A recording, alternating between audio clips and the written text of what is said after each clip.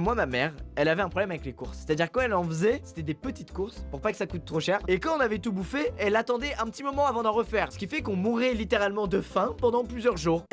Du coup, mon frère et moi, dans cette maison, il y avait un trésor qu'on voulait défendre coûte que coûte. Notre alimentation était essentiellement constituée, le matin et au goûter, de tranches de brioche avec du Nutella. Élément perturbateur, le niveau du Nutella baissait chaque matin. Mais je veux dire chaque matin avant qu'on en prenne. Dans la nuit quoi. Avec mon frère on devenait parano, j'avais même pensé à installer une caméra dans la cuisine pour voir qui bouffait notre Nutella dans notre dos. Vous vous souvenez de ce que je vous ai dit? Le PC était au sous-sol, quand quelqu'un descendait je l'entendais la nuit. Un jour quelqu'un descend les escaliers. Je me cache dans la chaudière comme à mon habitude, en attendant que cette personne remonte les marches et retourne dans sa chambre. Mais au bout de 10 minutes, toujours rien, je ne comprends pas. Je décide alors d'aller au rez-de-chaussée voir ce qui se passe et en ouvrant la porte de la cuisine, je découvre quelque chose qui me traumatisa à vie.